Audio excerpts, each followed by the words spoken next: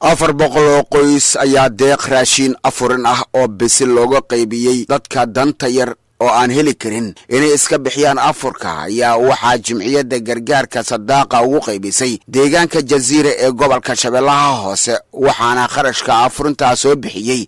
xarunta Boqor Salmaan ee gargaarka iyo arrimaha bulshada ee Sacuudiga iyadoo loo soo marsiiyay kharashkaasi ururka iskaashiga islaamka OIC oo qayb ka qaata gargaarka iyo horumarinta arrimaha siyaasadda deeqdaasi loogu qaybiyay raashinkan afurinta ee bisil deegaanka Jaziira ayaa waxa ay gaarayaan ilaa iyo 400 oo qoys oo ah dadka danta yar iyo kuwa barakacayaasha ku nool deegaanka Jaziira ee gobolka Shabeellaha Hoose waxaana hawshan afurinta fuliyay jimciyada gargaarka sadaaqa waxaana ka faa'iideystay dad sabool ah oo aan heli karin afurka waxaana ka muuqday dadkaasi daruufa adag ee xagga nolosha qaar kamid ah dadkii ka faa'iideystay deeqdaasi afurinta ayaa ka mahad celiyay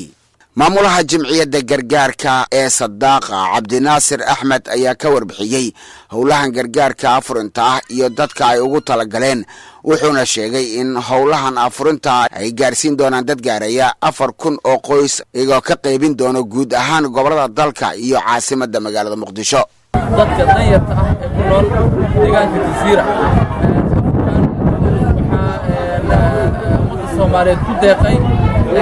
xarunta Boqor Salmaan ee gargaarka iyo arrimaha bini'aadanimada ee dalka Sacuudiga ayadoo ku soo marisay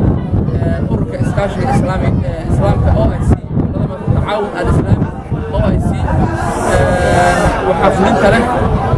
jamciyadda sadaaqa kaliya ee aad samafalka